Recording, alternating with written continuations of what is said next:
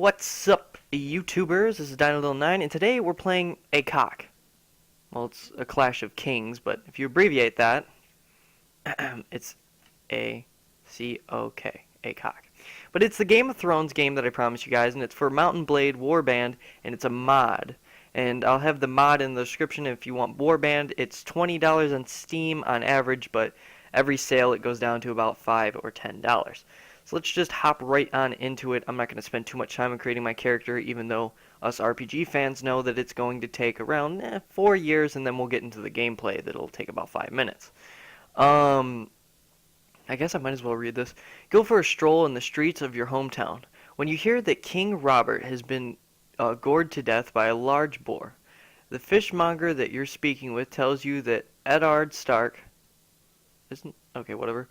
The hand of the king tried to I don't know that word actually.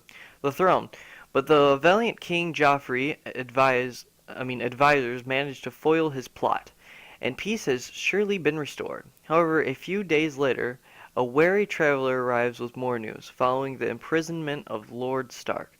The northern lords march south to defeat the Lannisters and free their liege. They ambushed the army of the Kingslayer, routed his forces, and captured Sir Jaime. After which they broke the siege of Riverrun.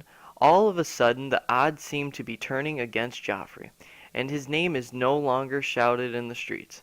Making a quick decision, you decide to strike out, hurriedly selling off your merged position to a fat innkeeper, and packing only the most essential. Essentials? Okay. You finally feel like you control your own destiny, and that whatever course you take, great deeds await you. Alright, continue. No, go back. We're done playing. That's the end of the game. The cool thing that I do like about this one is they give males and females different things. Males have a shit ton of strength, and females are better in everything else. I definitely see females being in charisma. Maybe intelligence. I think females have higher IQs on average. I don't know if that'd affect intelligence, though. Agility? They might be the same. Maybe more on guys, but whatever. However the game wants to be. We're going to be a male, though. We grew up as a... Oh, no, our father was a bard. So I like to have a good amount of strength and intellect. Let's see. You spent your early life as... What is a novice? No. A noble in training, maybe? 9 and 6, yep. After that, we will be a bard ourselves, I think. No? What did I pick? Blacksmith. 10 and 7. That's good. And we can set out for sense of duty. Would I like that? Oh. Personal revenge. Maybe. Loved one. Wonderlust. Religious. Being forced out of your home. No, we sold our home. Lust for money and power. It's pretty cool, but we'll do the lost of a loved one. Oh, that actually changes stuff? Well, that is weird. Alright, we'll do sense of duty then, because that gives us duty. Gather companions. I don't know exactly what that is, but I'm sure that you guys can find out yourselves. Fog of war. It makes the map, like, you can't see the map unless you've already traveled there. But you were born years ago. Your father was a bard. He spent his night in taverns, singing off Jokel and Florian, deftly playing his lute. You started to learn about the world almost as soon as you could walk and talk. You spent your early life as a noble in training. As a boy growing out of childhood, you were trained and educated to perform the duties to wield the rights of a landed noble. The managing of taxes and rents were equally important in your education as diplomacy and even personal defense. You learned everything you needed to become a lord in your own right. I have the luck of the Irish with me. I am Irish, so I'm allowed to do this.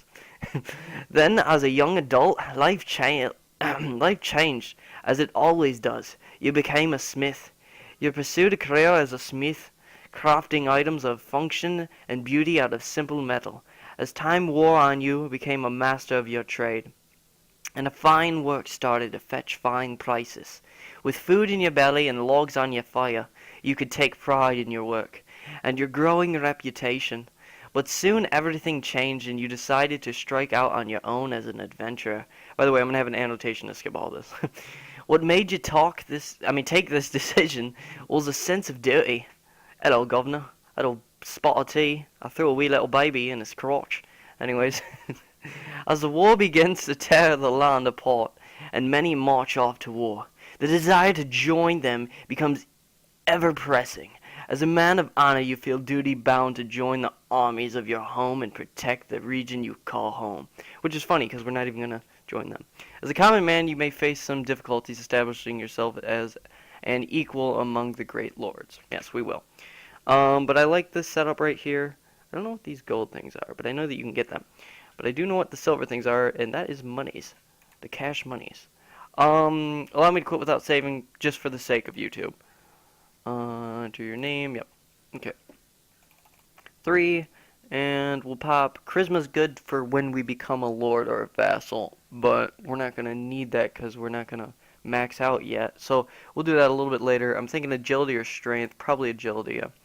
Okay. Iron Flesh is good, so we'll do 2 in that. Power Strike. 2. Looting is good. We can do 2 in looting. Forging is very good. Pathfinding. Is this pathfinding? Yep. And then we'll do 1 into wound treatment. I'm a 2-handed person and pole arms myself. Actually, I do like archery. I hate crossbows. Throwing are good, but they're just ridiculous. One-handed is really good for the beginning of the game, but we'll do 2-handed since we already have a decent amount of one-handed. The cool thing about this mod is Farron Zefroff. Ooh, no, we don't want to do Farron in the middle. Z-E-F-R-F. There we go. However, yeah, the cool thing about this mod is random things will pop up, and you guys let me know what you want me to do. Let me know who you guys want me to be a vassal of, if you want me to start my own kingdom, and if you want me to start my own kingdom, then I'm going to at least have to be a mercenary with somebody. And, you know, let's be Jesus. Oh, that wasn't Jesus. Definitely wasn't Jesus there. Oh, Jesus, maybe. No. That's what he's always depicted as. I don't know what he really looks like. Let's see. Hair color. I believe it was a little bit brighter. I don't know. This might kind of look like him. If you're wondering why I'm picking somebody who looks like that, it's because coolest person ever. Who doesn't know who he is? Even people that hate him know who he is. Even people that don't believe in him know who he is. Alright, continue. Alright, continue. Oh, I should have read that to you guys. Sorry. Alright, the beginning is kinda hard. Actually, I think I even said it harder. I might set it to easy. Not because I'm bad at the game. I'm really good at multiplayer. Not as good as my buddy Gary, but I'm really good at it. Oh man, of course he's an archer.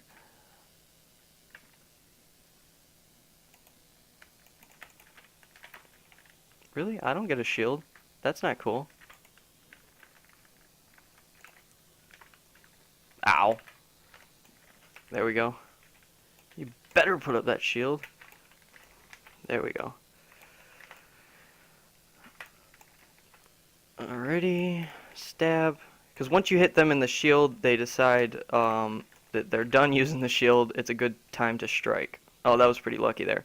So that if you ever don't know how to play this game a lot, hit their shields for the AI, at least when they're not on hard. If they're on normal, which they are on normal, hit them in the shield, they'll let it down for a couple seconds just to get a hit in on you. It's really good if you have a shield that's very fast. Alrighty. I hate doing these missions. Actually, I like doing one of them. Okay. I think I picked the wrong thing anyways. But let me see here. Notes. Yep, definitely picked the wrong thing. But that's okay because they didn't give us a whole lot of money anyways. Also, another bad thing about playing on normal is looters are better than Stormland levies that you get from, maybe they're Levi's. I don't know. But, oh, there's no one here. I was going to show you it. But yeah, the looters are better than them. So if I have 20 and they have 20, they're going to beat me up. So I'd have to do something really boring if I wanted to do this levy. I think it's levy, and that's Stormland for sure. But I could be wrong. This game, well, definitely the mod isn't based on anything realistic. But the normal game, I don't know if it's I know that a couple of the kingdoms in it are real, but I don't think it's real like at all. Um, as in what happened in the game. And plus you get to influence a lot of it. But yes, like these guys, these looters, they beat me up even if I had like 10. I mean, unless I'm really good at the game. And I am decent, like I said, but then again, they do just as much damage as you do on normal. And if you're your whole entire team, that's kind of bullcrap because you can get knocked out pretty easy because they like to go for you. But no, definitely a really good game. You know, pretty good combat. I like the Game of Thrones. They have sailing now from any port, and you can take over your own places, have taxes. When you become a vassal, you can get your own places. You can try to work for one of the seven kingdoms to see if whatever one you want to rise to power instead of the show. Whatever you really want to do. And wow, let's get them out. You know, and it's pretty cool. Actually, I should go back and get some weapons because I don't like these weapons. I should definitely get a shield. And I'll explain what all of these things do later on, like all the things in the character. Actually, I'll get that down because there's not really much for me to do because I have to know what you guys want me to do in the next episode, who you guys want me to align myself with, and all that blah blah blah. So I'll just get through all the technical stuff in this episode. Iron Flesh lets you have more HP by 2 hit points. I believe when you increase strength, every point adds 1 to hit points. Yeah, and it cannot be developed beyond 1/3 of strength. Yeah, okay. So like, let's say that you have 12, then you can have 4 into Iron Flesh, I think, right? I don't know. Was that 1/3 or 1/4? I don't remember, but yeah, something like that, and it's for the rest of the skills as well. You know, and it tells you personal skill, personal skill. There's a couple of them that are like looting. It's a party skill, so if you have other main characters in your party, and main characters you'll find them at the tavern, and then you can hire them for a lot of money. And you can customize them, and they'll level up, and just like you, instead of just ranking up. So, you know, yeah, and I think I want to go for a kind of a stealthy approach, but that doesn't work as good in this game because it's more realistic, you know. Dual wielding has never been a viable thing other than in dueling and in like competitions at cities. Nobody ever used dual wielding in real combat out in the fields in real life. So as much as badass as that is, even though I don't think you can dual wield, you know, more armor and all of that's better. So let's go to the marketplace and the arms dealer. Let's see what he has. That's a lot of money. That's not too much. That is. Alright. So I want to at least get this. And then we can drop you off for some cash monies. I'm liking this color a little bit more. Kind of matches my boots. Holy crap, those are some messed up shoes. He got some big ass fucking feet, man. Alright, so let's see here. Cannot be used on horseback. We won't have horseback quite yet. But I do like horseback riding and all that in this game. It's really cool. I like cavalry. I like being cavalry. Let's see here. We got a good amount of goods, but we're going to be getting a lot more people. So, and I like to change up what we have. So, definitely get that. And then the rest is for hiring and, you know, keeping them. Even though, like, whenever you hire people, there's a force limit. It goes by morale, it goes by renown, or maybe it's renown. I don't know how to pronounce it, but it's, you know, how well known you are. And, you know, moral helps with, you know, how much damage they do, how angry they are. If your moral goes too low, then they'll leave. You know, how much they respect you, just a bunch of different stuff. You're going to want to keep them happy. That's what morale is. Let's see what else. Weekly cost, that's how much they're going to cost weekly. As they rank up, that'll go higher, but weeks take a long time to go through in this game, even if I was to keep it unpaused the whole time. So they take quite a while. And like I said, random things will pop up, which is pretty cool, which I like besides the base game. Sorry if I say a lot, but I got a lot of thinking to do. But you can work in the fields. Do not click that unless you really want to waste a week. You can get some good stuff, especially experience from this, but I recommend doing it when it's only you, or if, like, I don't know, just something like that, if you want some random events, or if you want to become friendlier with a village. But you cannot cancel out of it, which is bullcrap. But, yeah. I believe if you have a horseman and most of your company has horsemen, you go faster. Pathfinding makes you go faster. Forging, I recommend having at least one in at all times because it helps with the amount of food consumption. But yeah, no, it's a really good game. Sorry there's not a lot of combat yet, and I would do the missions, but I fucked up on that already. Or maybe I just gotta go to the tavern and I can go find them back in the original place. 4. Yeah, boy! Look at that, 11. It's my favorite number. It's not, but whatever. Let's see if we can get ourselves into a battle. But actually, I'll pause it real quick, and I'll show you guys the whole map. Wait a minute. Yep. So as you can see, you know, it's got all the spots from Game of Thrones. It's a really good game. Whenever you get into being a vassal, or pretty much the end of a mercenary, or even your own place, it gets a lot of fun. You have to cross the ocean to get over here. What do they call this thing again? Man, I always forget. It's coming back on, I believe, this April. Let's find me. There I am. Okay. This little dot right here. What a cute little dot. But no, it's really cool with like all the dialogue and stuff. The gameplay is probably going to be really boring, but it's a fun game, and I recommend you guys trying it out. And we're going to do a little series. We're going to work along each other. Another cool thing that I want to show you guys real quickly is you can export and then import. So if you want to start a new game with your character, or if there's like a really fast way for you to get experience. I don't know if it keeps money or any inventory, but I do know for a fact it keeps experience and level. So if you know a really fast way to get experience, just go ahead and do that. Of course, there's cheats in this game. I'm not going to cheat. Also, if I get captured and lose any battles, I'm not going to save, and I'm not going to save before a battle and then quit and then go back into it unless it's a main battle, because I want to keep it pretty legit. I'm playing on normal right now and all that. Or maybe I'm playing on easy, because there's easiest, easy, normal, hard, and then there might even be a harder one. Oh, another thing that you guys should want to do as soon as you start this game is go to the camp and mod options. And the cool thing here is record battle size at set options. I'll just show you the really cool ones. Show health bars of allied troops if you like that. And of enemy, I really like the enemy. Battle mini-maps that show you where that they are, so that's pretty cool. You can just change like a bunch of different stuff in here. Let's see, moral, social, consuming food.